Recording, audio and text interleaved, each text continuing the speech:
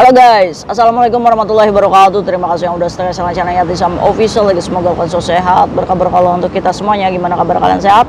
Alhamdulillahirobbilalamin guys. Yang waras, masalah kasih doakan yang lagi sakit Allah sehatkan, teman kasih yang berjuang untuk memajukan tentunya diberikan kekuatan sampai finish. Teman kasih yang bahagia juga tentunya jangan lupa bersyukur. Oke. Hari ini ada kabar apa sih cuy? Banyak ya kabar ya di media lokal ya. Ini juga bisa menjadikan pembelajaran untuk kita. Ada beberapa kasus yang akan Kaisang bahas nih, supaya kalian itu tidak kepo lagi. Ini salah satunya adalah ini ya cuy ya. Nih kalian lihat ini enggak?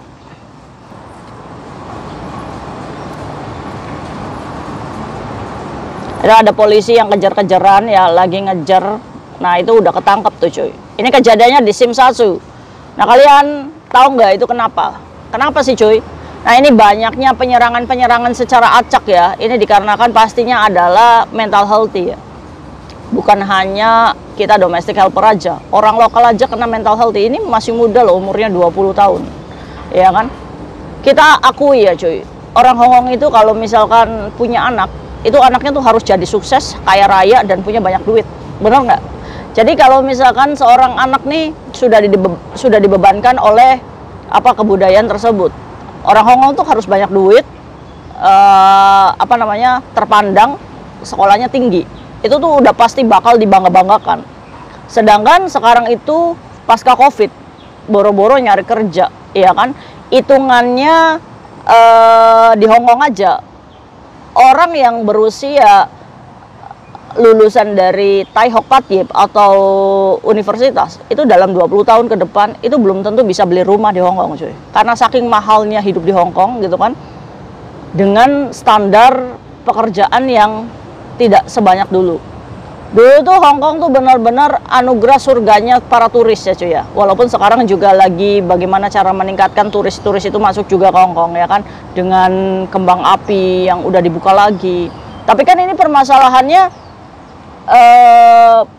bagaimana cara pemerintah ini untuk menyediakan lapangan kerja yang banyak di Hong Kong. Apalagi lapangan kerja itu banyak diserobot oleh teman-teman kita yang bekerja ilegal juga. Sehingga hancurnya perekonomian ini menjadikan serangan mental untuk warga Hong Kongnya itu sendiri. Nah ini, dari sini juga kita harus sadar diri cuy. Kita ini numpang di sini ya. Kita tuh sudah melampaui batas mengambil hak-hak pekerjaan secara ilegal itu kan kita tuh mengambil hak orang lokal itu sendiri. Andai aja pekerja ilegal itu nggak ada gitu kan, ya pastinya warga Hong Kong itu akan mendapatkan pekerjaan. Nah itu, jadi cambuk untuk diri ya. Kita ini yang bekerja ilegal ini adalah salah satu pengambil hak pekerjaan orang Hong Kong itu sendiri. Ingat-ingat tuh, walaupun kalian merasa bahwa kalian bekerja dengan keringat kalian sendiri, tapi cara kalian salah. Tetap aja merebut hak orang lain ya. Nah ini kejadiannya di Simsasu ya cuy. Ini kemarin ya, hari Rabu. Ini ada seorang kayak ini salesnya kosmetik Hong Kong ya kan. Pastinya kan wanita cantik dari lahir ya kan, rambut di curly ya, cantik lah. Nah dia ini tiba-tiba diserang oleh seorang wanita umur 20 tahun. Tiba-tiba saat sales ini keluar, dua orang lagi berjalan gitu kan, disergap nih sama perempuan umur 20 tahun, langsung pak pok cuy, pakai gunting. Lah dia sudah menyiapkan gunting di tasnya, alat benda tajam itu kan banyak diperoleh ya. Bahkan di Cina itu beli pisau aja harus punya izin cuy. Kita nih beli pisau ya kan, itu harus ada izinnya untuk membeli senjata tajam. Itu di Cina ya. Kalau di Hong Kong ini jual gunting, jual pisau ini masih bisa didapatkan di mana aja gitu kan. Nah ini si perempuannya ya kan, gadis belia ini bawa gunting cuy, dari mulut, tangan, luka. Ya itu sama gunting itu langsung penyerangan. Nah ini pengakuan dari korban yang diserang. Jadi ceritanya ini Miss Wong ya. Jadi dia ini tidak sedang posisi bekerja cuy. Dia ini lagi libur. Nah dia ini mau ketemu sama teman-temannya, sudah memesan suatu restoran di salah satu mall. Dia keluar dari MTR dan dia mau masuk ke mall. Itu ada perempuan umur 20 tahun langsung tiba-tiba nendang kakinya, blok gitu kan, sampai memar. Terus akhirnya si perempuan yang 20 tahun ini langsung pergi cuy. Nah si Miss Wong ini nggak terima, kenapa dia nendang gitu aja. Akhirnya dia ngikutin ini perempuan, terus dia pegang pundaknya, terus dia bilang, kenapa kamu nendang saya, salah saya apa? Ya kan, nggak ada aba-aba, nggak ada kontak mata gitu kan, tiba-tiba ditendang. Kira-kira kalau kalian ditendang tiba-tiba sama orang di jalan, kalian bakal nyamperin orang tersebut nggak? Menurut Kaisam sangat wajar ya, refleks ya. Saat dia itu nemuin si apa namanya, si yang 20 tahun ini, akhirnya yang 20 tahun ini malah justru ngeluarin gunting dari tasnya, langsung diserang lah tuh Wong ini. Nah, di situ baru Miss Wong ini minta tolong 3 orang ini apa namanya, mengamankan si 20 tahun ini karena dia berusaha kabur. Jadi kayak gitu cuy ceritanya. Tiba-tiba orang keluar dari NTR mau langsung masuk mall ya kan. Itu kan di NTR itu depannya Arsade itu kan ada mall ya. Nah di situ cuy kejadiannya. Miss Wongnya ini bukan lagi bekerja, tapi dia ini lagi libur mau makan sama teman-temannya. Jadi ini diklarifikasinya sebagai serangan acak ya. Kayaknya si Cisin Peng gara-gara nge-vape, ya itu tadi. Jadi kejadiannya itu di depannya mall ya, di bagian Arsade itu loh. Terus dia ini lari ke jalan Haipong sana, lari cuy. Tapi karena si korban ini teriak cuy, kedengaran sama orang pejalan kaki, ada laki-laki yang langsung ringkus itu. Ya 20 tahun kan ibaratnya masih bisa ke backup ya dengan tenaga laki-laki. Nah itu polisi langsung datang, langsung mengamankan, kejar-kejaran dan ketangkep ini. Jadi polisi ini mengkategorikan ini sebagai penyerangan secara acak. Jadi ingat yang kasusnya yang di Hollywood Plaza itu ya. Nah itu kan pakai pisau ya, tapi dia tomboy sama feminim dua-duanya meninggal dunia. Nah ini serangan acak dengan gunting. Ini polisi mengkategorikan serangan acak. Nah ini jadi masih proses penyelidikan ya. Apakah ada kelainan mental oleh perempuan umur 20 tahun ini. Nah itu yang lukanya ini langsung dibawa ke rumah sakit terdekat. Nah ini kenapa ya anak-anak muda di Hong Kong. Itu salah satunya itu ya itu etimodate itu, nge-vape itu. Zat nge-vape itu yang membuat lost control, logika nggak berjalan. Nah itu salah satunya. Ya kemungkinan besar dia pemakai vape itu ya. Jadi buat kalian juga hati-hati nge-vape ya. Hati-hati pokoknya cari teman di luar sana. Hong Kong itu sekarang tuh bahaya cuy. Jadi kita tuh saat ini memang kita punya banyak masalah misalkan ya. Kita melampiaskan dengan seperti itu. Dampaknya itu ke depan cuy. Ya kan, hancur wis hidupmu. Butuh rehabilitasi, butuh melawan sakau kamu ya kan. Jadi buat kalian yang gerus-gerus gula pasir setan itu kalian tuh nggak ada keren-kerennya sama sekali. Beneran, nggak ada keren-kerennya sama sekali. Apakah hidup itu yang kalian mau gitu kan?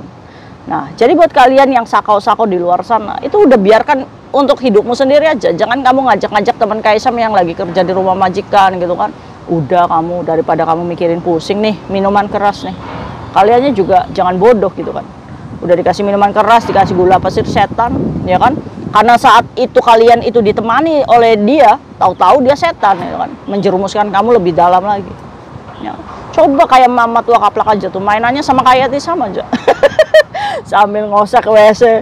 Iya ya, apa yang diomong Kaisang tuh bener ya? Iya. Kita tuh udah harus mulai bermimpi punya rumah. Kaisam gara-gara pemborong rumahan jadi promosi rumah aja. Enggak loh, ternyata bener loh cuy. Kita tuh harus mikir. Jadi buat kalian yang merasa sendiri hidup ya, terus juga nggak punya keluarga, nggak punya apa-apa, kalian tuh boleh bermimpi untuk, ya Allah saya akan bikin rumah nih. Suatu hari nih kita kan akan menua cuy. Otomatis kita butuh tempat tinggal dimanapun, tidak harus dekat dengan keluargamu apa. Kamu kalau misalkan Kaisam cariin tanah dong di sini terus dibangun, bisa. Sementara kamu kerja di sini, rumahnya sewakan dulu. Kalau enggak, kita udah punya target nih. Suatu hari kamu cuti, setidaknya kamu udah lehai-lehai di rumah kalian sendiri gitu kan. Gak usah pusing-pusing. Masa tua, kalian itu udah tinggal ibadahnya aja. Kalian harus punya rumah cuy. Beneran. 150, 170 tuh udah bagus cuy. Udah nggak usah yang mahal-mahal. Nggak usah sampai kalian 300 juta, 500 juta, 800 juta. Pengen rumahnya kayak Kaisam. Rumah Kaisam tuh sebenarnya nggak mahal. Hanya permainan granit aja di rumahnya Kaisam itu. Jadi kelihatan mewah, ya kan? Harganya ya masih standar. Ya, jadi kalau misalkan kalian pengen bikin rumah mewah itu sebenarnya tidak harus mahal. Bagaimana caranya mengatur bagaimana supaya rumah itu kelihatan mahal. Wes, mantap, is the best. Ya itu ya, ayo kita semangat, ayo kita bangun. Mau sampai kapan kita bayarin bunga jasa ke rentenir aja? Kita harus punya mimpi ke depan. Bener nggak? Iya, mulai hari ini Tanamkan dalam diri. Oke, hari ini saya nggak mau utang $500, $1.000 kepada rentenir. Ya Allah, semoga saya bisa punya rumah. Amin. Nggak, ayo cuy, kita agendakan kita punya rumah. 2000 berapa nih? 2026, 2027. Siap? Setahun bisa. Iya kan? Kita pura-pura miskin aja di sini, nggak usah banyak teman juga nggak jadi masalah. Duduk di taman juga nggak apa-apa. Diejek sama teman, wah kalian itu membosankan liburan, nggak apa-apa. Orang saya pengen punya rumah, ya kan? Tekan kontrak sama Kaisam. Kaisam jadikan rumah kalian. Jawa Barat, Jawa Tengah, Jawa Timur bisa. Selama itu rumah pekerja migran, Kaisam wujudkan supaya kalian nggak ditipu-tipu lagi. Karena banyak ya, 25% kasus yang masuk ke Kaisam. Kenapa kalian itu hancur di Hong Kong? Gara-gara kalian udah nabung banyak uang, kalian kirim uangnya, kalian beli tanah, bikin rumah, rumahnya nggak jadi, duitnya habis. Jadi kita tinggal capeknya aja. Ah, capek lah keluarga begitu aja.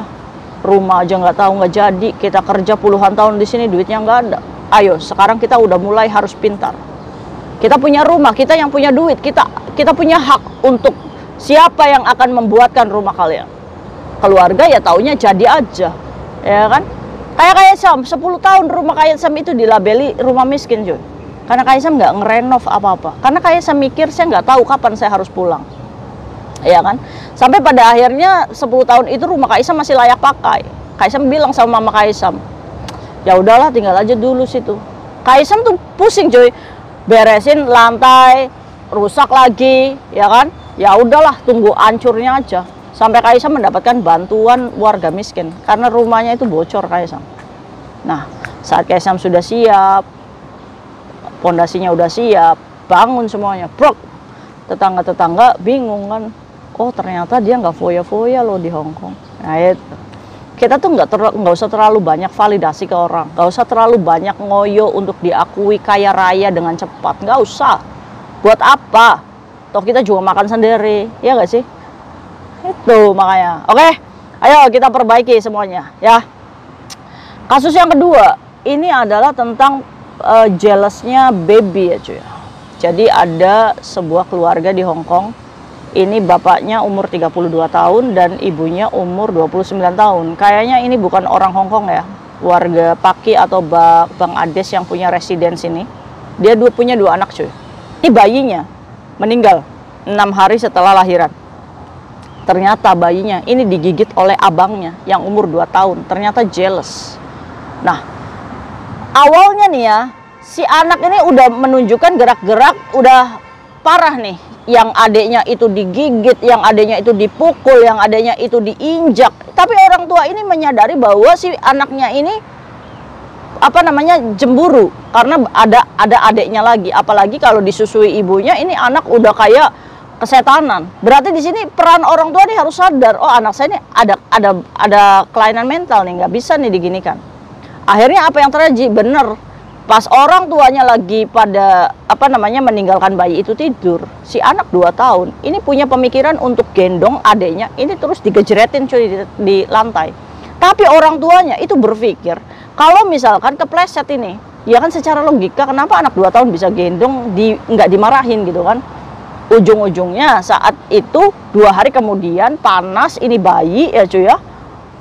Terus orang tuanya itu malah mandi dulu cuy, mau dibawa ke rumah sakit itu. Nah saat dibawa ke rumah sakit nggak ketolong, meninggal. Bayi setelah lahir 2 minggu ya, 6 hari itu meninggal dunia.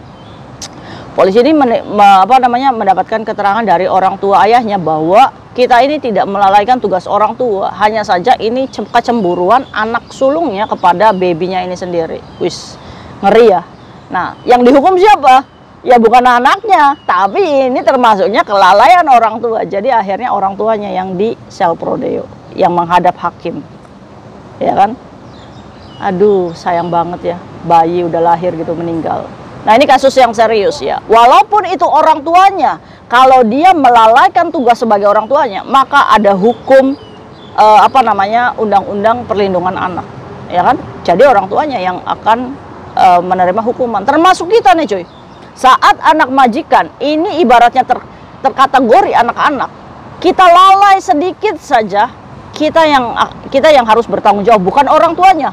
Karena pada saat dia celaka, dia lagi ada sama kita. Jadi buat kalian nih yang jaga anak-anak harus fokus ya, jangan main handphone terus. Jangan dicekokin handphone. Karena kalian itu pengen video callan, karena kalian pengen kerja, kalian cekokin handphone. Ya, ujung-ujungnya apa? Saat dia nggak dikasih handphone, fabehe. Ya ini, makanya bahayanya handphone dikasihkan kepada anak majikan. Ini bisa merubah mental anak majikan kalian. Jadi kalian kerja ya harus sadar diri, digaji gede. Kalian harus bagaimana caranya mengajak ini anak main. Kalau anak terlalu aktif, berarti kita juga harus aktif, yaitu mengeluarkan energi aktifnya dengan olahraga. Dulu Kaisam bawa anaknya majikan Kaisam ya aktif. Kaisam ajarin dia badminton. Wayo terus.